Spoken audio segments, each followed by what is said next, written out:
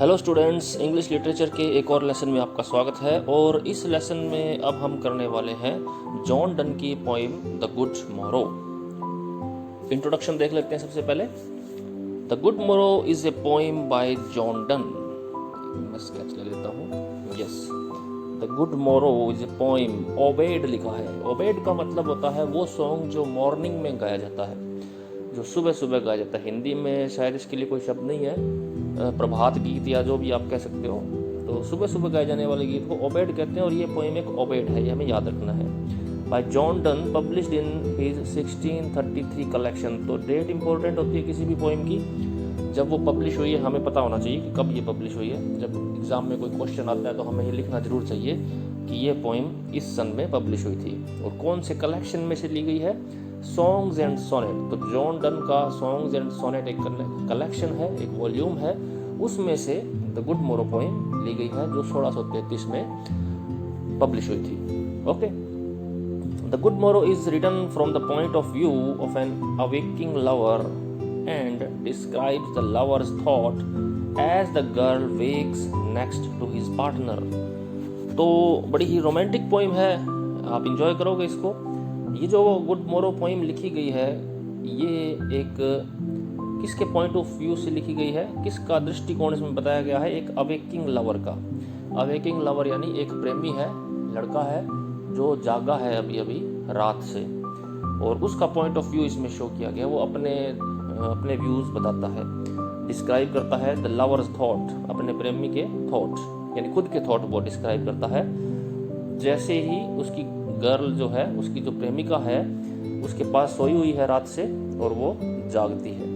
Okay, तो जब उसकी प्रेमिका और वो दोनों रात को सोए हैं और जब सुबह उठे हैं तो प्रेमी जो है क्या विचार प्रकट करता है प्रेम के बारे में, अपनी प्रेमिका को देख करके उसके दिमाग में क्या बातें आती हैं, तारीफ करता है उसकी या प्रेम की तारीफ करता है, वो पढ़ेंगे अपने पोइम में। तो बड़ा ही एक रोमांटिक एटमॉस्फेयर है, रोमांटिक सेटिंग है, रूम है लवर्स का, उसके अंदर इस पोइम की सेटिंग है या रचना हुई है।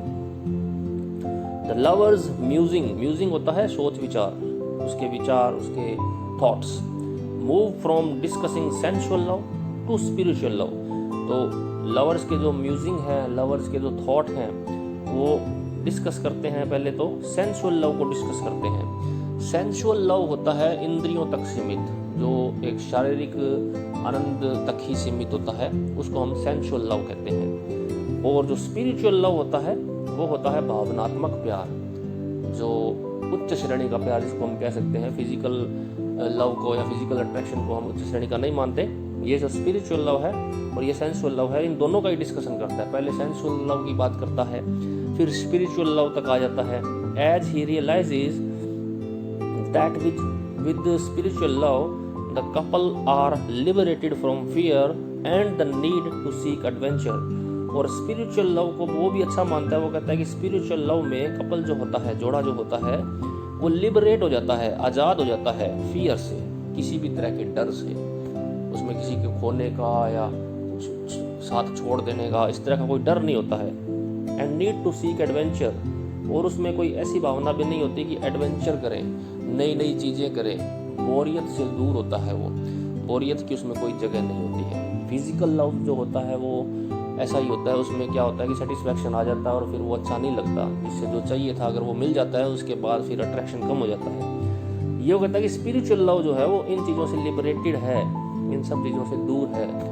वो इतना मतलब निम्न श्रेणी का नहीं है कि बहुत जल्दी उसमें कमी आ जाए। The poem makes use of biblical and Catholic writing. Biblical होता है बाइबल से संबंधित, बाइबल से संबंधित इसमें कई एल्यूजन मिलेंगे, उदाहरण मिलेंगे हमें। एंड कैथोलिक राइटिंग, कैथोलिक एक धर्म है, क्रिश्चियन धर्म दो प्रकार का होता है ना, कैथोलिक एंड प्रोटेस्टेंट। तो कैथोलिक राइटिंग के एल्यूजन है इसमें। Indirectly referencing the legend of seven sleepers and Paul the apostles descriptions of divine. तो इनके हमें एल्यूजन मिलेंगे इन दोनों के, सेवन स्लीपर्स के और पॉल द अपोस्टल्स डिस्क्रिप्शन के। तो ये थोड़ा सा इंट्रोडक्शन था आपके लिए। एग्जाम में इंट्रोडक्शन देना बहुत ज़रूरी होता है आपको। बड़ा क्वेश्चन आता है अगर मान लीजिए, तो तो इंट्रोडक्शन से ही हमें स्टार्ट करना चाहिए, और इंट्रोडक्शन में राइटर का नाम, उसकी बुक और पब्लिकेशन का ईयर तो सब मैंने आपको बता दिया। ये आप नोट कर लीजिएगा नोटबुक में और इसको लर्न कर लीजिएगा अच्छी तरह से।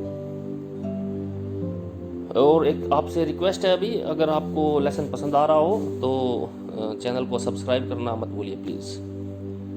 Next slide. अब हम करते हैं लाइन बाय लाइन एनालिसिस। तो शुरुआत होती है पोएम की इस लाइन से, I wonder by my troth what thou and I did till we loved were we not weaned till then. तो ये पहली दो लाइनें हैं इसकी। शुरुआत होती है इसकी आई वंडर से। आई वंडर का मतलब मुझे हैरानी है, मैं आश्चर्यचकित हूँ। बाय माई ट्रोथ, और मैं शपथ खा करके ये शब्द बात कह रहा हूँ, मैंने अपनी पूरी सच्चाई से ये शब्द कह रहा हूँ। Bye my troth archaic English है, पुरानी इंग्लिश है, और पुरानी इंग्लिश में पूरी सत्यता से कोई जब बात हम कहते थे, कसम खा करके कहते थे, तो वो इंग्लिश में ये बोलते थे bye my troth. Bye my troth हो गया, पूरी सत्यता से, ईमानदारी से, निष्ठा से मैं ये बात कहता हूँ। और मुझे हैरानी है व्हाट दाउ एंड आई, दाउ का मतलब है यू, एंड आई यानी मैं, कि तुम और मैं डिड क्या करते थे। मुझे बड़ी हैरानी है इस बात की कि तुम और मैं क्या करते थे।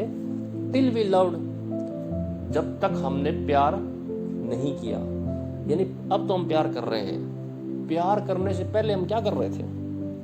मुझे बड़ी हैरानी है इस बात की, क्या करते थे हम प्यार करने से पहले। ये वो पूछ रहा है। आगे आप देखोगे क्वेश्चन मार्क है, ये क्वेश्चन मार्क इसको क्वेश्चन बनाता है, और ये क्वेश्चन है रेटोरिकल क्वेश्चन। रेटोरिकल क्वेश्चन वो होते हैं जिनके आंसर की एक्सपेक्टेशन नहीं होती। तो आप इसको कह सकते हो कि इसमें एक लिटरेरी डिवाइस यूज की गई है, और वो लिटरेरी डिवाइस है रेटोरिकल क्वेश्चन। ये रेटोरिकल क्वेश्चन है कि मुझे समझ नहीं आता कि मैं क्या कर रहा था, हम क्या करते थे जब हम प्यार नहीं करते थे एक दूसरे से। Were we not weaned till then, क्या तब तक हम दूध पीते थे। वीन का मतलब होता है माँ का दूध छुड़ा देना।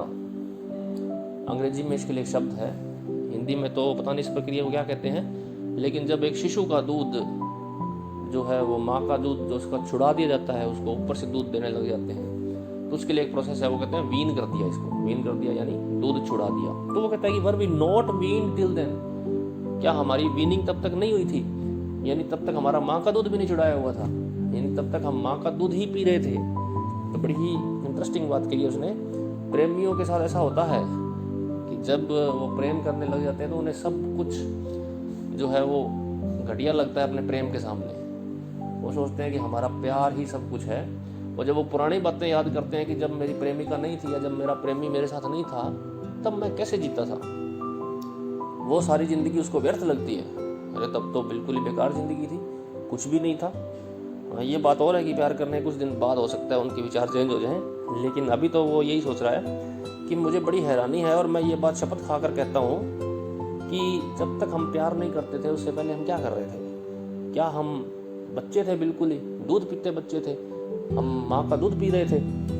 ओके, तो ये इसकी सिंपल इंग्लिश मैंने लिखी है आपके लिए, नोट्स बनाने के काम आएगी आपके, कि what did you and I even do before we were in love, कि जब हम प्यार में नहीं थे तो तुम और मैं क्या कर रहे थे। Were we still breast feeding, क्या हम ब्रेस्ट फीडिंग कर रहे थे तब तक। ब्रेस्ट फीडिंग का मतलब माँ का दूध पीना। ओके, तो इसके थोड़े से नोट्स हैं नीचे, ये मैंने इसलिए लिखे हैं ताकि आप नोट कर लें साथ के साथ। नोट्स मैंने आपके लिए रेडीमेड तैयार कर दिया, भले ही आप इसका स्क्रीनशॉट ले लीजिएगा ताकि आपको बाद में समझने में ईजी हो। बार बार तो आप वीडियो नहीं देख पाओगे मेरा। ओके, पहला पॉइंट है इसमें द गुड मोरो आर्काइक गुड मॉर्निंग। तो गुड मोरो ये इसका मतलब गुड मॉर्निंग से ही है, पुराने टाइम में गुड मोरो बोला जाते थे। आर्काइक का मतलब है प्राचीन काल में। The first line takes the reader into the mind of the first person speaker. पहली लाइन जब ये बोलता है कि मुझे हैरानी है और मैं शपथ खाकर बोलता हूँ, तो इससे हमें पता लगता है कि ये बोलने वाला जो है ये प्रेमी है, फर्स्ट पर्सन स्पीकर है। ओके, और अंदाजा ये भी लगता है कि दोनों अभी अभी उठे हैं और ये बात अपनी प्रेमिका से कह रहा है। हालांकि कंफर्म नहीं है कि प्रेमिका से कह रहा है या खुद से ही पूछ रहा है, पर यह कंफर्म है कि प्रेमी खुद बोल रहा है। Who is either asking himself or his lover is a puzzling question। ये देखिए कि ये puzzling question है कि वो किससे बोल रहा है ये पता नहीं है। बाय माई ट्रूथ का मैंने आपको बता दिया, इन ऑल ऑनेस्टी और truth. The first line runs on into the second enjambment, ये बड़ी इंपॉर्टेंट चीज है। इसमें आप देखिए, ये जो फर्स्ट लाइन थी, ये लाइन एंड आई, अब आई के बाद लाइन तो खत्म कर दी, लेकिन इसका सेंस आगे भी चालू है। यहाँ पे सेंस खत्म नहीं हुआ, ये लाइन नेक्स्ट पैरे में भी चलती है। देखिए, I wonder by my truth what thou and I did till we loved, यहाँ खत्म होती है ये, लेकिन पोइट ने यहाँ पे लाइन चेंज कर दी आई पे। तो जब लाइन का सेंस जो है अगली लाइन में भी चालू रहता है, पूर्ति उसकी अगले लाइन में होती है, तो इस लिटरेरी डिवाइस को हम बोलते हैं इंजाममेंट। यहाँ पे कौन सी लिटरेरी डिवाइस यूज हुई है? इंजाममेंट यूज हुई है। ज़्यादातर क्या होता है कि एक लाइन में एक सेंस पूरा हो जाता है, जैसे दूसरी लाइन में were we not wean till then, यहाँ पे देन तक एक सेंस पूरा हो गया और अगली लाइन से नया सेंस शुरू होता है। तो यहाँ पे इंजाममेंट नहीं है, इसमें इंजाममेंट है। ओके, आगे है द सिजोरा। इसकी स्पेलिंग आप देखिए अलग है, लेकिन इसका प्रोनाउंसिएशन है caesura. Caesura pause is caused by the punctuation. Caesura का दूसरा नाम है पॉज, बीच में थोड़ा सा विश्राम। तो लाइन के बीच में जब कोई पंक्चुएशन मार्क आ जाता है जिससे हमें थोड़ा सा रुकना पड़ता है, तो उसको हम सिजोरा कहते हैं। ये देखिए, डिड टिल वी लव्ड, ये पूरी लाइन थी यहाँ तक, देन तक, तो बीच में क्वेश्चन मार्क डाल करके इसमें सिजोरा यूज किया है। यहाँ थोड़ा सा में रुकेंगे क्योंकि क्वेश्चन मार्क है। I wonder by my truth what thou and I did till we loved, अब थोड़ा सा पॉज, फिर were we not weaned till then, ऐसे बोलेंगे। तो इसको हम बोलते हैं caesura. Were we not weaned till then, इसके अंदर क्या है? The speaker is implying that they were infants before they loved. तो इन लाइनों से स्पीकर का कई मतलब निकलते हैं। पन है ये, पन, इसको हम पन बोल सकते हैं। पन होता है मतलब द्विअर्थी शब्द, द्विअर्थी वाक्य, इसका कई मतलब हम निकाल सकते हैं। और we not wean till then, क्या तभी तक हम माँ का दूध पी रहे थे, तो इससे ये भी मतलब निकलता है कि हो सकता है कभी ये कहना चाह रहा हो कि क्या हम तब बच्चे थे। और इसके थोड़े से सेक्सुअल मतलब भी निकलते हैं कि क्या हम माँ का दूध पी रहे थे। तो जैसा भी चाहे मतलब निकाल सकते हैं। डबल ऑनटेंडर है ये, डबल ऑनटेंडर एक लिटरेरी डिवाइस है, इसमें मीनिंग कई निकाले जा सकते हैं एक वाक्य की। ओके, ये पहली दो लाइनें थी। आगे चलते हैं, ये लाइनें, but sucked on country pleasures childlessly. ये जो बट है, ये आप पिछली लाइन देखोगे, वीन्ड टिल देन, इसके बाद से शुरू होता है ये। But sucked on country pleasures childishly, sorry, childishly का मतलब होता है बचकाने रूप से, बचपने के ढंग से, बच्चों के हिसाब से, इस तरह से। तो पहले तो वो कह रहा था कि क्या हम माँ का दूध पी रहे थे, अब वो कहता है कि क्या हम सक कर रहे थे। सक करने का मतलब होता है चूसना। कंट्री प्लेजर का मतलब होता है, कंट्री होता है गंवार से, मतलब कंट्री वैसे तो गांव भी होता है, देश भी होता है, लेकिन यहाँ पे कंट्री प्लेजर का मतलब वो प्लेजर जो बड़े बचकाने होते हैं, बहुत ही घटिया टाइप के एंजॉयमेंट होते हैं। तो वो कहता है कि जब हम प्यार नहीं करते थे तो उससे पहले एक क्वेश्चन तो ये पूछा कि क्या माँ का दूध पी रहे थे। अब कहता है कि क्या हम कंट्री प्लेजर को शक कर रहे थे। कंट्री प्लेजर मतलब ऐसे आनंद ले रहे थे जो वास्तव में घटिया टाइप के होते थे, उन आनंद लेने में व्यस्त थे। अब ये भी पन है, इसमें भी सेक्सुअल इन्यूएंडो है। सेक्सुअल इन्यूएंडो का मतलब एक सुझा दिया जाता है एक दूसरा और मीनिंग। शक करना, कंट्री प्लेजर जो घटिया टाइप के प्लेजर हैं, आपको पता ही होगा घटिया प्लेजर्स कौन से होते हैं, जो मौज मस्ती वाले होते हैं। तो यहाँ पे एक पन का भी यूज हुआ है। तो वो कहते हैं प्यार करने से पहले हम बड़े घटिया तरह से आनंद लेते थे, कोई उसमें वो उच्च श्रेणी के आनंद नहीं थे, चाइल्डिशली प्लेजर थे वो।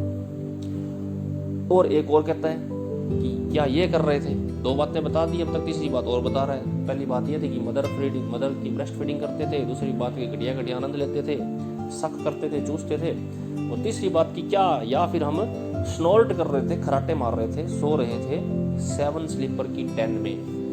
7 स्लीपर डेन अब एक एल्यूजन है, ये एक पुराने टाइम का एक किस्सा है कि कुछ लोग थे जो अपने राजा से भाग करके, आगे मैंने वैसे स्लाइड बनाई है वहाँ पे देख लेना, अपने राजा से भाग करके वो एक गुफा में छुप गए थे। 7 जने थे वो, और राजा ने क्या किया, राजा के सैनिकों ने उस गुफा के आगे एक पत्थर लगा दिया और उनको उसमें लॉक कर दिया। अब लॉक क्यों कर दिया और वो क्यों भागे थे राजा से? क्योंकि वो क्रिश्चियन थे और राजा तो था वो क्रिश्चियनिटी का अपोजिट था, विरोधी था। तो वो सारे क्रिश्चियंस को मार देना चाहता था, उनको सताता था, तो ये उससे बच के भाग गए थे, गुफा में छिप गए। तो राजा ने क्या किया, गुफा पे ढक्कन लगा दिया, भी अंदर ही रहो, तुम अंदर ही मरो। अंदर वो सो गए और लगभग 200 साल तक वो सोते रहे वहाँ पे। और जब 200 साल बाद जब वो उठे और किसी तरह से गुफा से बाहर आए, तो उन्होंने देखा कि बाहर क्रिश्चियनिटी फैल चुकी है, यानी जो ईसाई धर्म है उसका राज स्थापित हो गया है। तो ये बड़ी सी स्टोरी है, उसका एल्यूजन दिया है कि क्या हम भी उसी तरह से सो रहे थे प्यार करने से पहले, जैसे कि 7 स्लीपर डेन में वो 7 जने सो गए थे। कहने का मतलब ये है कि प्यार करना ही जिंदगी का असली उद्देश्य है। असली ज़िंदगी तो हमें तब मिलती है जब हम प्यार करते हैं, और प्यार करने से पहले तो हम जिंदगी ऐसे व्यर्थ करते हैं जैसे कोई सो रहा होता है और सपने देख रहा होता है। अब इसकी थोड़ी सी और डिटेल मैंने लिखी हुई है, देख लेते हैं वो। Did we only enjoy simple childish thing, क्या हम सिंपल और जो बचकानी चीज़ें हैं उनको एंजॉय कर रहे थे? और were we fast asleep with the 7 sleepers, और क्या हम उन 7 स्लीपर्स के साथ गहरी निद्रा में थे?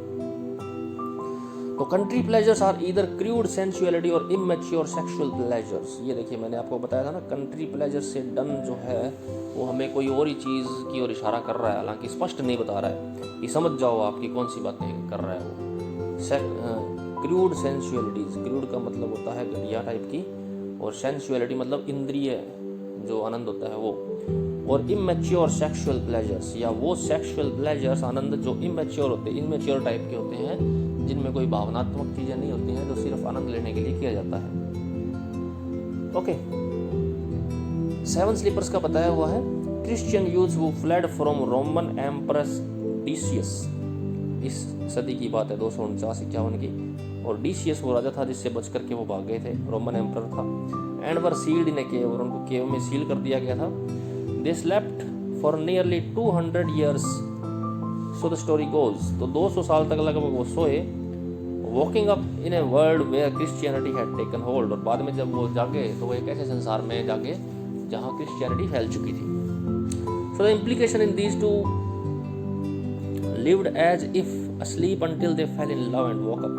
तो इम्प्लीकेशन ये है, सीधा सा बात ये है कि कवि कहना क्या चाहता है कि वो लोग ऐसे रह रहे थे प्यार करने से पहले जैसे कि वो सो रहे हों।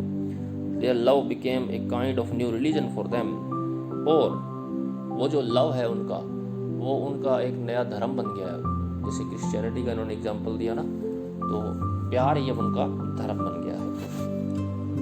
ओके, अब नेक्स्ट स्लाइड पे चलते हैं। अब ये जो पहला स्टेंजा है उसकी लास्ट लाइनें हैं। 4 लाइनें हमने पहले स्टेंजा की कर ली हैं, और 7 लाइनों का एक स्टेंजा है इसके अंदर। टोटल 21 लाइन्स हैं, 21 लाइनें हैं। तो पहले स्टेंजा का ये लास्ट 3 लाइन्स हैं। इट वॉज सो, ऐसा ही था। पिछली बात जो उसने कही थी ना कि हम सो ही रहे थे बस प्यार करने से पहले, और तो कुछ था नहीं। But this all pleasures fancies the, परंतु ये जो सारे प्लेजर्स थे, ये सारे फैंसी थे। जो भी हमने प्यार करने से पहले प्लेजर लिए हैं, आनंद लिए हैं, वो सारे एक फैंसी थे। फैंसी होता है एक सपना, एक कल्पना मात्र, रियलिटी ना होना। कि वो बस कल्पना के लोक में ही थे, हम उनमें कोई रियलिटी नहीं थी। If ever any beauty I did see, अगर मैंने कोई भी ब्यूटी अगर देखी थी इस दौरान प्यार करने से पहले, विच आई डिजायर्ड एंड गॉट, जो मैंने, जिसकी मैंने इच्छा की और जो मैंने पाया, it was but a dream of the, वो सिर्फ और सिर्फ तुम्हारा एक सपना था, यानी तुम्हारे सपने के बराबर ही था वो। तो यानी जो भी मैंने ब्यूटी इस दौरान देखी प्यार करने से पहले, जो मैंने पाई, जिसकी मैंने इच्छा की, उसकी तुलना तो तुम्हारे सपने से भी की जा सकती है। यानी तुम्हारा सपना ही इतना पावरफुल है, इतना आनंददायक है कि वो जो मैंने चीज़ें हासिल की, उसकी जो कल्पना थी, उसकी जो मुकाबला है, उसका तो तुम्हारे सिर्फ सपने से किया जाता है। अब रियलिटी में जब तुम मिली तो देखो आनंद की क्या सीमा रही होगी। तो लवर्स के साथ ऐसा ही होता है, और सभी के साथ होता है। जब आदमी प्यार में होता है तो उसकी सारी इंद्रियां और सारे उसके ज्ञान के जो दरवाजे हैं वो एक ही व्यक्ति तक सिमट जाते हैं, वही उसका संसार बन जाता है। इसके साथ भी ऐसा ही हुआ है। ये भी यही बात कह रहा है कि बस तू ही तू और कुछ नहीं, तू ही मेरी दुनिया, तू ही मेरा रब, तू ही सब कुछ, तो तेरे बिना और कुछ भी नहीं दुनिया में। तो शायर लोग हैं, कुछ भी कह सकते हैं, मर्जी उनकी, हमें तो एंजॉय करना है इनकी बातों को। तो थोड़ा सा इसका आगे और कर लेते हैं। इट इज़ ट्रू ये इसकी सिंपल इंग्लिश है। But all of this is just pleasures dream, if I ever wanted and gained something beautiful it was just a dream of you. It was, तो ये पुराना तरीका है, टी वॉज लिखा है ना, ये इट है ये। The speaker confirms that yes before they were lovers any pleasures were not real. तो यहाँ पे इस बात को इट वाज सो कह करके वो इस बात को कंफर्म कर रहा है कि ऐसा ही था, प्यार करने से पहले सब कुछ सपने जैसा था। प्लेजर्स वर नॉट रियल, सारे प्लेजर्स रियल नहीं थे। It was as if they were infants asleep, ऐसा लग रहा था जैसे कि वो इन्फेंट्स थे, छोटे बच्चे थे और सोए हुए थे। Not really awake but merely dreaming, और अवेक नहीं थे, जाग नहीं रहे थे, सिर्फ सपना देख रहे थे। His desires were fulfilled, he got what he wanted out of beauty but even that wasn't real, was only a dream. उसकी डिजायर्स सारी पूरी हो गई थी पास्ट में, उसको ऐसा लगता था उसको पास्ट में कि उसकी डिजायर सारी पूरी हो गई, उसने जो चाहा वो पाया, परंतु वो रियल नहीं था। अब वो उसको एक ड्रीम जैसा लग रहा है कि जो कुछ मिला वो एक ड्रीम था, रियलिटी कहाँ थी, रियल आनंद तो अब आया है, असली मजा तो अब आया है जब तुमसे प्यार हुआ है। तो ये फर्स्ट स्टेंजा हो गया हमारा। अब चलते हैं नेक्स्ट स्टेंजा की ओर। इस स्टेंजा की ये 7 लाइनें हैं, एक साथ आप देख सकते हो, मैंने एक साथ ही लिख दी हैं, और नीचे जो पर्पल कलर में है वो इसकी सिंपल इंग्लिश है। एंड नाउ गुड मोरो टू आवर वर्किंग सोल। अब वो कहता है कि अब क्योंकि हमारी आत्माएं जाग गई हैं, हमें सच्चा ज्ञान मिल गया है, सच्चा प्यार मिल गया है, तो हमारी ये जो जागती आत्माएं हैं इनको गुड मोरो, इनको गुड मॉर्निंग करते हैं। Which was not one another out of fear, which watch है ये, जो एक दूसरे को बिना किसी भय के देखते हैं। They do not watch each other out of fear, यानी वो भय के साथ एक दूसरे को नहीं देखते हैं। अब कोई भय नहीं है, कोई जेलसी नहीं है, कोई खोने का डर नहीं है, ये प्यार उच्च श्रेणी का प्यार है। अब जो प्यार हो गया ना, पहले वाला जो प्यार था उसमें तो बस एक ही चीज़ हासिल करने की लगी रहती थी, और एक मतलब उस पर अधिकार जमाने का लगा रहता था कि ये बस मेरा है, मेरी है। अब ऐसी बात नहीं है, अब ये जो प्यार है ये स्पिरिचुअल है, अब ऐसा कोई डर नहीं है खोने का, कोई जेलसी नहीं है। For love all love of other sides control. अब जो ये हमारा लव है ये बाकी सारी चीज़ों को कंट्रोल कर लेता है, बाकी जितनी भी चीज़ें हैं वो सारी चीज़ें इसके सामने बोनी लगती हैं।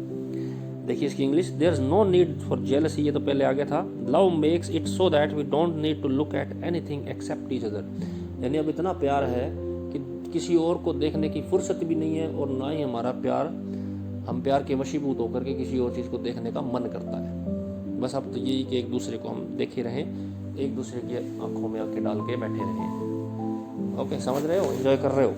And makes one little room and everywhere, और वो जो हमारा वन लिटिल रूम है जिसके अंदर हम बैठे होते हैं एक दूसरे के साथ, वो एवरीवेयर बन गया है। बस अब एवरीवेयर का मतलब हमारे लिए दुनिया बन गया है वो, और कोई भी चीज़ की हमें ज़रूरत ही नहीं है, कोई स्थान की ज़रूरत नहीं है। एवरीवेयर यानी जहाँ कहीं भी जो कुछ भी है, बस वो एक हमारा रूम है ये, जहाँ हम बैठे हैं, little room.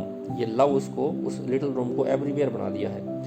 And it makes one small room as wide as the world, यानी हमारे लव ने उस रूम को इतना वाइड बना दिया है जैसे कि पूरा संसार हो। Let sea discoverers to new worlds have gone, कि जो सी डिस्कवरर्स हैं, समुद्र में जो खोज करते हैं लोग, to new worlds have gone, जो नए नए दुनिया की खोज करने जा रहे हैं उनको जाने दो, ढूंढने दो, हमें कोई लेना देना नहीं है, हमारा वर्ल्ड तो यही है। क्योंकि डन के टाइम में 1633 में जब ये पब्लिश हुई थी पोइम, या उससे पहले, तो उस समय यूरोप के लोगों में ये बड़ी एक्साइटमेंट होती थी कि नई नई जगहों को ढूंढें, क्योंकि सारी दुनिया का नॉलेज नहीं होता था उस समय। और उसी समय के आसपास लगभग भारत के मार्ग की खोज हुई, कोलंबस ने अमेरिका को खोजा, तो लोगों में लत पड़ गई, लोग निकल जाते अपने जहाज़ लेकर के, और इस लालच में कि एक नई दुनिया देखते हैं, वहाँ खजाना मिलेगा, नए नए लोग मिलेंगे, व्यापार करेंगे, उसके लिए वो खोजते रहते थे। तो डन कहता था कि उनको खोजने दो, हमें कोई ज़रूरत नहीं है। ये भी एक एल्यूजन है उस समय की जो कंडीशन थी, जियोग्राफिकल कंडीशन उसका। Let maps to other worlds on worlds have shown, दूसरे जो संसार हैं, worlds on worlds have shown, maps to other, कि मैप के अंदर जो दूसरे प्लेस जो खोजे जा रहे थे वो जुड़ते जा रहे थे, मैप बड़ा होता जा रहा था।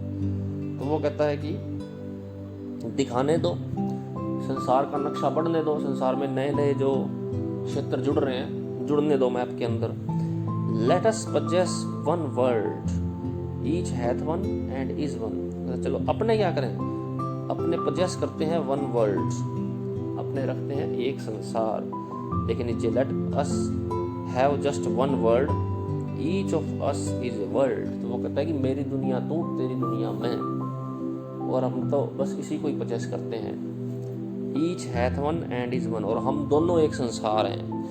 मेरी दुनिया तू, तेरी दुनिया मैं, और हम दोनों एक संसार, और हम बस उसी वर्ल्ड को पजेस करते हैं। हमें बाहरी वर्ल्ड से कोई लेना देना नहीं है। ओके, तो इसकी राइम स्कीम आप देखो, या आगे भी बताई हुई है, थोड़ी सी देख लो। सोल, कंट्रोल, ये मैच करती है, देखो फियर और एवरीवेयर ये मैच करती हैं, और लास्ट की तीनों मैच करती हैं, गॉन, शोन एंड वन।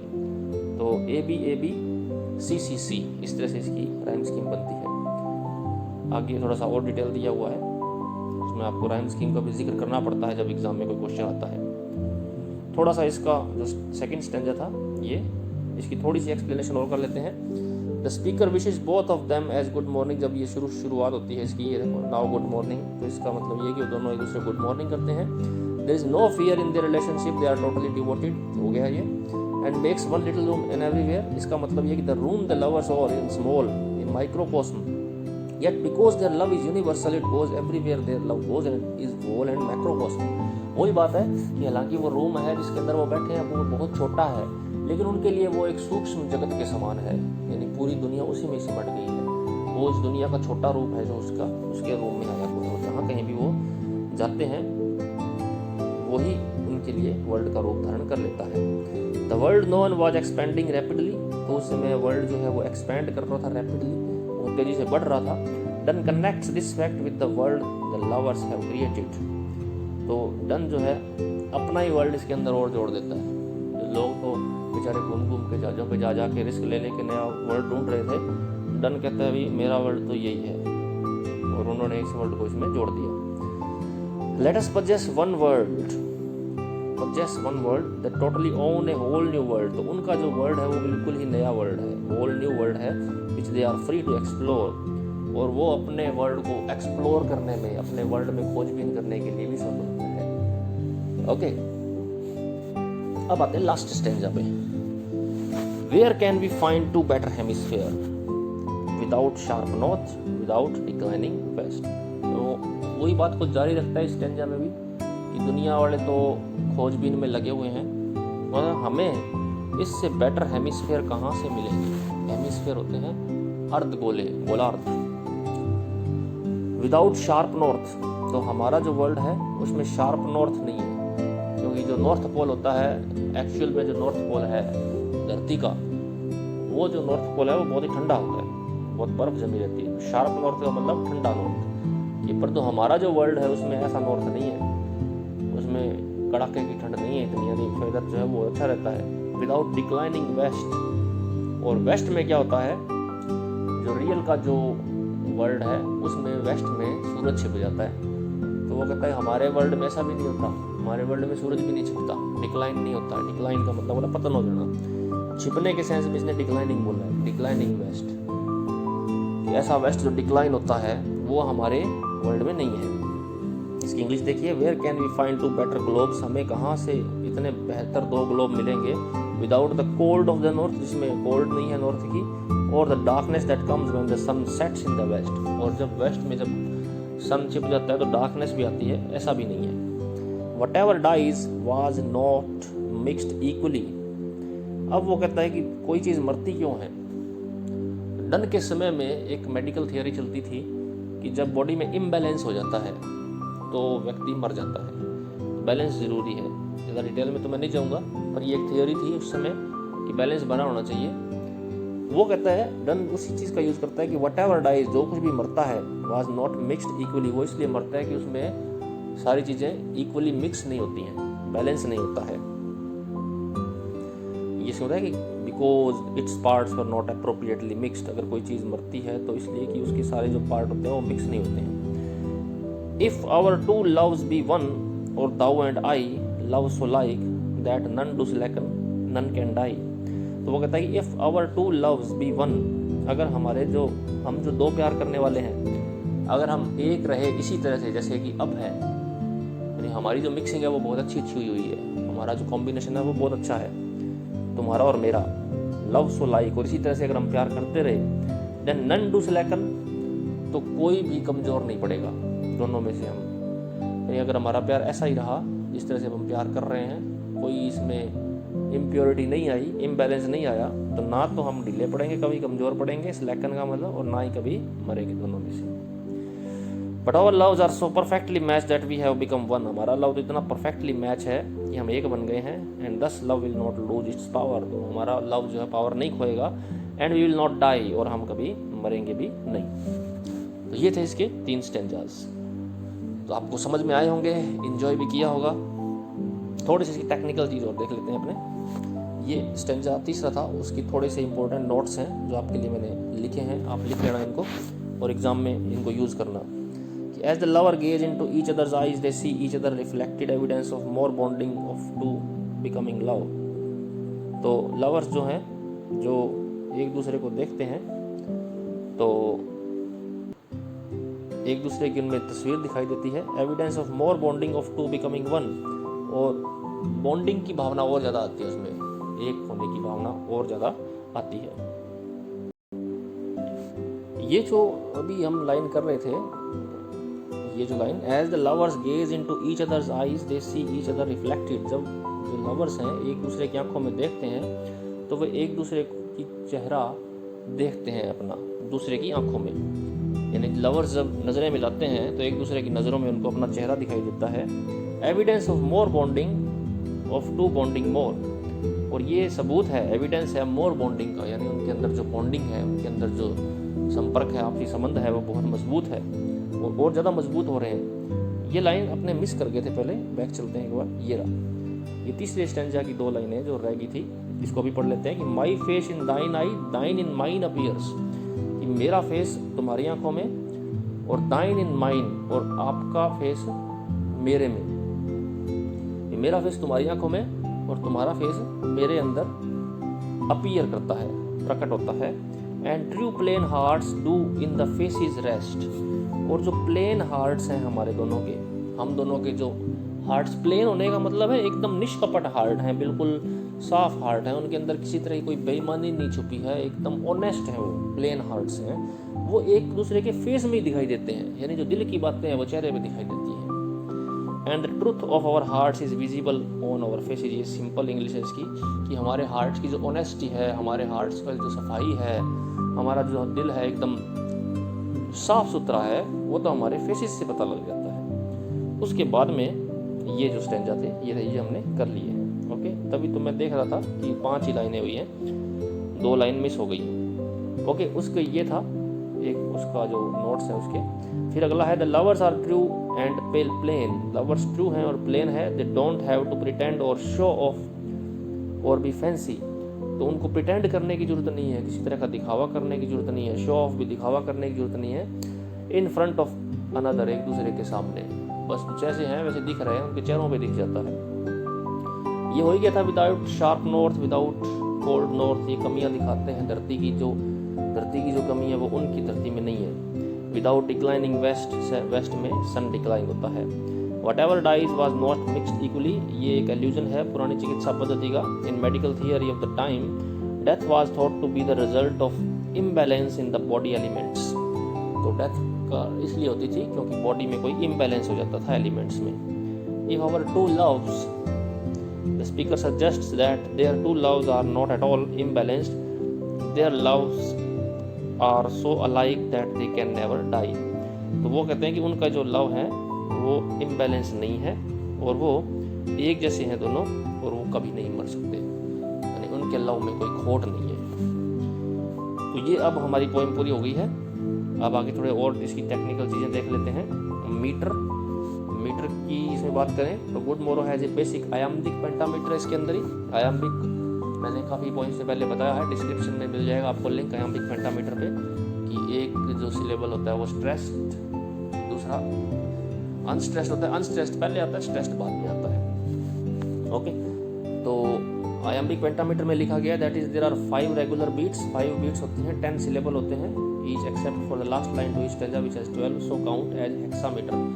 तो इसकी जो 4 लाइनें वो पेंटामीटर में है और बाद में एक हेक्सामीटर की लाइन आगे दिया हुआ है, बताता हूँ मैं आपको भी। जैसे ये है एंड नाउ गुड मोरो टू आवर वेकिंग सोल, इसमें 5 आयम्बिक पेयर्स हैं और इसके अंदर आप देखोगे 6 आयम्बिक पेयर्स हैं। ये लाइन थोड़ी सी बड़ी है तो इसको बोलते हैं हेक्सामीटर, ये है pentameter. Okay, done also spices things up with a unique rhyme scheme that splits each stanza into a quatrain, a set of 4 lines। तो इस पोइम में पहली जो 4 लाइनें हैं, 3 स्टैंजा 7 लाइनों के, तो पहली जो 4 लाइनें वो क्वाट्रेन बनाती हैं और दूसरी 3 लाइनें जो लास्ट वाली जो 3 लाइनें हैं वो एक अलग सेट बनता है 3 लाइनों का। उनकी राइम स्कीम ट्रिपल सी है, ये देखो, और पहले 4 लाइनों की ए भी है। Each letter stands for the end rhyme sound for that particular line. So line I would have the same end rhyme as line 3। तो ये इसकी राइम स्कीम है ए बी ट्रिपल सी, हमने दूसरे स्टेंजा में मैंने आपको बताई थी। तो ये बात ध्यान में रखनी है कि आयम्बिक भी है, पेंटामीटर भी है और हेक्सामीटर भी है। ओके, ये देखिए मैंने अभी आपके लिए स्कैन किया है इसको। जैसे पहले में 5 आयम्बिक पेयर हैं and now good morrow to our waking soul, तो ये 5 आयम्बिक है और इसके अंदर आप देखोगे 6 जोड़े बनते हैं, let's, possess, 1 word, each hath, 1 and is 1। Okay, तो इसमें क्योंकि अब ये 6 फीट हैं, इसमें 5 फीट है, ये पेंटामीटर है 5 वाला और ये 6 वाला जो है इसको हम हेक्सामीटर बोलते हैं। आयाम है, इसमें पहला सिलेबल अनस्ट्रेस्ड है और दूसरा स्ट्रेस्ड है। एक बार फिर मैं आपको बताता हूँ आयम्बिक पेंटामीटर की डिटेल अगर आपको समझनी है तो डिस्क्रिप्शन में आपको लिंक मिल जाएगा आयम्बिक पेंटामीटर का, तो वहाँ से आप इसको इजीली समझ सकते हो। बहुत ही इंपॉर्टेंट है इंग्लिश लिटरेचर में आयम्बिक पेंटामीटर, क्योंकि बहुत सारी फेमस पोइम्स जो हैं वो आयम्बिक पेंटामीटर में ही लिखी गई हैं, तो इसको समझना बहुत जरूरी है आपके लिए, स्कैन करना भी बहुत जरूरी है। लिटरेरी डिवाइसेस देख लेते हैं कौन कौन सी यूज हुई है इसमें। एलिटरेशन, ये तो आपको पता ही होगा, जो एक ही कंसोनेंट की साउंड बार बार रिपीट होती है तो उसको हम एलिट्रेशन कहते हैं। When 2 or more words in close proximity begin with the same consonant, जो पास के जो शब्द होते हैं और एक ही कंसोनेंट से शुरू होते हैं, जैसे वर वी नॉट वीन्ड, इसमें आप देखोगे वह की साउंड बार बार होती है, वर्मा वह, वर का वह, वी का वह और वीन्ड का वह, वर वी नॉट वीन्ड, तो ये एलिट्रेशन हो गया। Snorted we in the sleeper 7 sleepers, तो स्नॉर्टेड का एस, 7 का एस और स्लीपर्स का एस, साउंड देखते हैं सै की साउंड है ये, तो स्नॉर्टेड वी इन द 7 स्लीपर्स, तो इसमें सै की आवाज़ है, ये एलिट्रेशन हो गया। Which was not, which watch, तो वह की साउंड इसमें रिपीट हो रही है। असोनेंस क्या है? When 2 or more words in a line have the same vowel sound, अभी कई बार कंसोनेंट की साउंड रिपीट ना होकर के वोवल साउंड रिपीट होती है। वोवल तो आपको पता ही है, ए आ ई ऊ ये सारे हैं वोवल हैं। जैसे सक्ड ऑन कंट्री प्लेजर, तो इसमें यू की जो साउंड है, यू की ए साउंड बन रही है, ये रिपीट हो रही है। सक्ड ऑन कंट्री प्लेजर, ए की आवाज़ रिपीट है। 7 स्लीपर्स डेन, इसमें ए की आवाज़ है। O love of other, O love of other, इसमें ए की आवाज़ है। दाइन इन माइन, आई की आवाज़ आती है इसमें, दाइन माइन, इस तरह से। ट्रू प्लेन हार्ट्स डू, उसमें ऊ की है, ट्रू डू प्लेन हार्ट, ये तो नहीं है, ट्रू और डू सेम है इसमें। आगे है सिजोरा, मैंने आपको बता दिया था, पोज आ जाता है बीच में, इसमें कई लाइनों में पोज शो किया गया है, तो उसको हम सिजोरा कह देते हैं। जैसे ये late us possess 1 word, each hath 1 and is 1, इसमें 2 सिजोरा है, ये देखिए यहाँ पे रुका है, late us possess 1 word, comma, each hath 1, comma, and is 1। हालांकि लाइन एक ही है पूरी है, और बीच में अगर कहीं कोई पंक्चुएशन मार्क आ जाता है और हमें रुकना पड़ता है तो उसको हम सिजोरा कहते हैं। एक एनाफोरा भी है। एनाफोरा होता है ये, let see discover, let maps other, let us possess, यानी एक ही वर्ड से सारी लाइनें शुरू हो रही हैं, तो एक ही वर्ड का यूज़ करते हैं लाइनों को शुरू करने में, तो उसको हम एनाफोरा बोलते हैं। इसमें लेट लेट लेट तीनों में एक ही लाइन, एक ही शब्द का यूज़ हुआ है, तो ये एनाफोरा यहाँ पे यूज हुआ है। और पैरेललिज्म देखिए, सेंटेंसेस में जो समानता होती है उसको हम पैरेललिज्म बोलते हैं, सेंटेंसेस के स्ट्रक्चर में। तो इसमें कई ऐसे सेंटेंसेस हैं जो सेम स्ट्रक्चर हैं। When parts of a sentence are structured to look suspiciously similar, it is called parallelism. कि जब स्ट्रक्चर होते हैं सेंटेंसेस के वो सिमिलर दिखाई देते हैं, जैसे without sharp north without declining west. तो ये without sharp north without declining west, इनका स्ट्रक्चर एक जैसा सा है, विदाउट से शुरू होते हैं, तो ये पैरेललिज्म है। My face in thine, thine in mine, तो ये भी स्ट्रक्चर सेम है, दोनों में इनका यूज हुआ है, तो इसको हम बोलते हैं पैरेललिज्म। एल्यूजन, ये भी बड़ा एक इम्पोर्टेंट है लिटरेरी डिवाइस। यहाँ पे 7 स्लीपर का एल्यूजन यूज हुआ है। एल्यूजन का मतलब किसी पुरानी घटना का जिक्र, किसी खास चीज़ का उदाहरण प्रस्तुत किया जाता है, उदाहरण कहते हैं हिंदी में इसको। तो इसमें 7 स्लीपर डैन का यूज हुआ है, एल्यूजन का। ये बड़ा इंपॉर्टेंट है, एग्जाम में आए तो आप इसका जरूर लिख के आना कि क्रिटिकल एप्रिशिएशन जब इसका लिखोगे तो ये चीज़ें इसमें यूज हुई हैं। ओके स्टूडेंट्स, ये आपके लिए मैंने लिखने के लिए दिया है, आप इसको नोट कर लीजिएगा और एग्ज़ाम में इसको यूज़ कीजिएगा। तो मुझे लगता है आपको सारी पोएम अच्छी से समझ आई होगी। अगर फिर भी कोई प्रॉब्लम रही है तो मुझे कमेंट करके ज़रूर बताएं, मैं पूरी कोशिश करूँगा आपको आंसर देने की। और अगर वीडियो पसंद आया हो, लेसन अच्छा लगा हो, मेरी मेहनत अगर इस काबिल लगती हो, तो एक लाइक, शेयर और सब्सक्राइब तो बनता है, ज़रूर करिए। Okay students, have a good day, good bye.